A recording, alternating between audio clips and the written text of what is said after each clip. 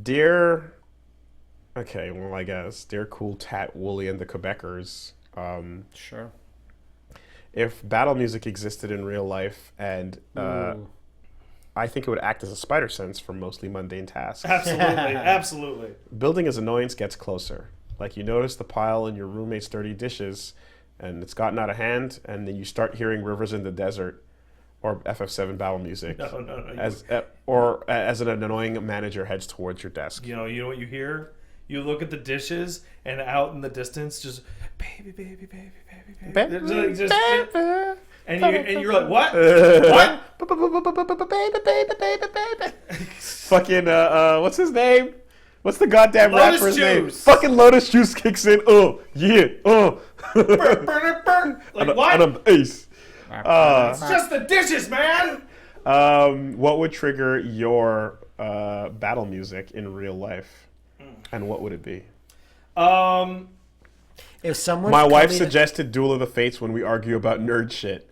That's strong, Miles. That's if strong. someone's coming up to me on the street to ask me directions, because I always get super flustered and nervous because I never want to lead someone astray. So So when someone asks me, I'm like, and it's like literally like I know exactly where it is, but since you asked me on the spot, I'm like, 3, I don't know, and I run off. I have a similar but different answer. Okay, walking down the street, walking to the metro, regular overworld music in my brain. See 2 or 3 people standing around. They're all kind of dressed the same, and they have a pamphlet. Now, the pamphlet may be about Jesus, Buddha, the evil government that is underneath our current secret government, this blood drive, a charity thing. Many things. What have you. Many things. And the battle music starts when eye contact is made. Okay. And this is I don't know if this is every city, but Montreal has a real hobo problem. So everybody has like this highly tuned sense of avoidance of passersby. So there's the eye contact is made, and step 1 is break eye contact. Because breaking the eye contact tells them you You're don't not want to talk to interested. them. Now, did they take 1 step forward towards you? All right. We have a couple options here. We have attack. It's grayed out in society. We have talk. We have flee. And then we have what I would call pacify. Pacify is and you wave their hand. You go and you wave their hand at them, and then it fades away, and they look kind of sad. And then you pass them by. Okay. Fair. No. Or alternatively, yes. Hey, no, thank you. But you don't look at them when you say no, Break thank it. you. You don't look at them. You don't give them the satisfaction. Don't slow your stride. Slowing your know, stride is a sign of weakness. I remember when I did it the first time in front of Paige. What the fuck are you doing? I'm like, that's just how you have to walk by people in this city. I've got my cart full of groceries, and I'm pulling up, and I'm about to choose which line to go into. And I know that I have the number that's fewer enough for the fast line, Which is not actually fast. but there's a bigger line over there, and the rest is all pretty full up, and there's one person at the end, but they've got a mountain of groceries Yeah. they're buying, and fucking cue the Golden Sun battle theme.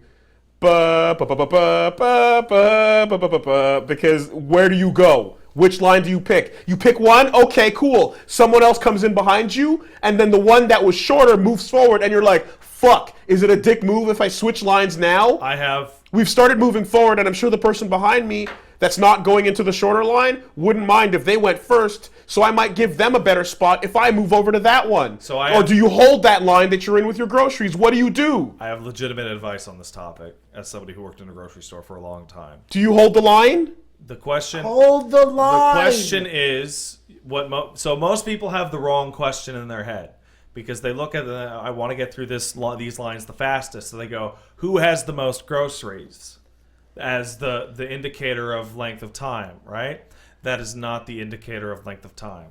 The indicator of length of time is how old are the people in this line.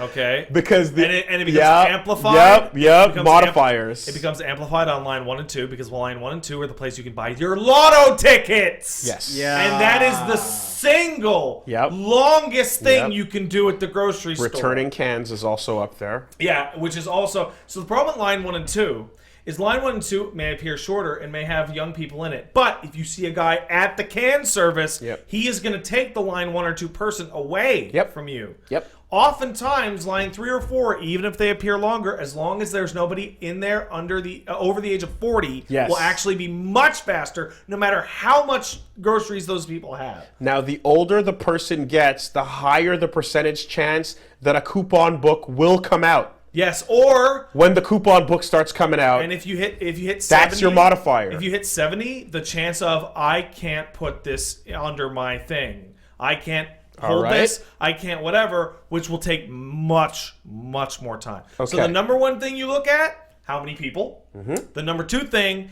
are any of these time bombs? Mm-hmm. That is, are any of them old people? Mm-hmm. If there are old people, switch to a different line, even if it seems longer. It might actually be longer, but the chance of it being way longer is nullified. And it's funny because the modifier of the coupon book oftentimes comes with the modifier of the argue for the coupon that's no longer valid. Yes. Because that's a level 2 coupon book to stall. And as somebody, the delay is unexpected. As somebody who worked in a grocery store, I will tell you one thing, and it's very clear. No one over the age of 25 has ever argued about a price, ever. Ever. Ever. Never. Final the coupon boss. Doesn't work. Young people, you know what they do? Okay. Yeah. I'll leave it then. And they don't buy it. Because you're saving that 40 cents or whatever. Final boss. Coupon book. Yeah. Old. Yeah. Argue for coupon. Argue. Agrees, finally gets price that is satisfactory. That's correct. The change dump.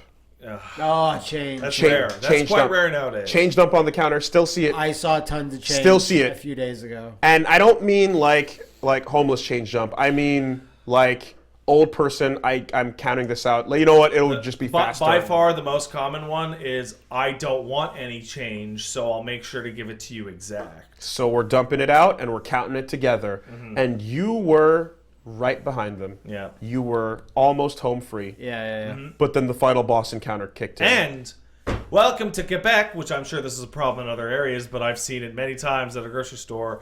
The ultimate bonus round that starts at the beginning of Wrong Language. Yes. Oh my God. Okay, cue battle theme from Lost Odyssey for that one. The battle with the large monsters or whatever the fuck it's called with the horns. Yeah. God damn it, dude. It is the ultimate option select picking which grocery line to get into. Everyone in this city is the worst because I swear to God, almost all of you listening at home are Americans and most of you don't speak French. Let's see if you can figure this out. Est-ce que vous voulez payer avec vos cartes de crédit? Ou débit? Ou débit? Ou cash? Yeah. What does that mean? I don't know! And in reverse. It's much rarer in the reverse. Yes. The shopping cart wheel breaks debuff. Yeah. Very nice. I told you guys the story about the bro and then the bros behind me and then the small thick glasses guy in front arguing about the 7 items in the 6-item lane. Yeah. And you look, I have this cross in my life, bro. Right? The fight that starts up in the lane in front of you as you're trying to get your single item out of the shop. By the way, everyone who is correctly answering in their mind, is he asking for a credit card or cash or debit? You're right. It's that simple. To all 3. The words are the same in both languages. I don't get it. I've seen it both ways. Just the person who goes, "What? I'm sorry. I don't speak any." This is the ultimate struggle. And you know what? Some new tech has recently been announced. So I've leveled up enough to learn how to run from battle. Yeah. Which means I might just do that thing where you can order and have them come to your house and say, hey, IGA, can you just bring that to my house, please? I have some bad news for you. What's that? A human being has to go pick those items out. Yeah, and they don't pick out. You know what? We don't have any Diet Coke, so fuck it. Here's Dr. Pepper. He gets barks. Yeah. And you know when you discover that? Yeah. When everyone is gone. and you're going through your groceries. I'm thinking about it, but I've also been like, because I know people do that regularly, but it's like generally, it seems like okay, you like someone brings up your stuff, you don't have to worry about that line battle. Don't have to worry about that line battle. You just spend a little extra on a tip, and you're good to go. That's correct. Yeah. Well, no, you have to pay delivery fee plus your tip. Oh, that would make sense too. You pay your $6 to $15, plus you get on the phone call with the person if need be. Then you tip the delivery guys, and hey, I worked in a grocery store. Fucking tip those delivery guys if you want your shit, because they will smash your shit to pieces if you never tip them. But if they already brought it, you ever intend to shop there again? They'll memorize the address and whatnot. Will he? But also, the amount of, that's just the natural. Like, don't be a dick. When you're in retail, someone's doing a literal service. When you're in retail, you have all the time in the fucking world to remember specific customers. Right. It's that's obvious. Like the situations that are more nebulous is when you walk in and order takeout, and then you're standing at the door and walk away. Yeah. I'm like, that's not really. No, a tip that's situation. not a tip. No. That's more of a you swipe. We need to get far away from this conversation. I just realized this is one of those conversations that no matter what the fuck we say, it's always bad. We will be monstrous. You're right. You're right. You should tip everyone all the time. You should. They're all deserving of your money, and they all do great jobs. I overcompensate because apparently black people don't tip. So hey. That's a thing I fucking conscientiously started doing at some point because I heard about that, and then someone reinforced that was working in the waiting industry that was like, no, that's real. And I was like, oh, god damn it. Are you fucking kidding me? Like, it's one of those like, wow, this is such a stupid, shitty thing to hear. And then someone that does the job goes, actually, that really happens. And I go, fuck me. Fuck.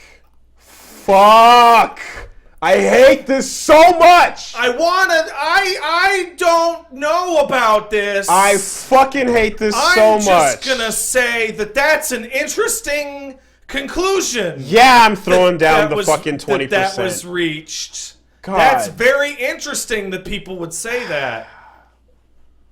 That's very weird. I've been fucking guilt tipped for years, so that continues. That's holy shit. Everyone's happy. What a strange thing to say. God damn it. Fuck.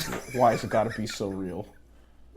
Every Jewish friend that I have over tips like crazy. Oh, yeah? Every single one. Oh, man. 30%. Okay. Like 30, 25, okay. 30% on so everything. It's not just me? No, it's not just black folk. folk. All right. Well, it's black folk don't tip and Jewish folk don't tip well, and then it becomes everybody that I know over tips like crazy. God. Meanwhile, I'm going, ha-ha! Regular tips! Because, no stereotype. It's a rough world out there.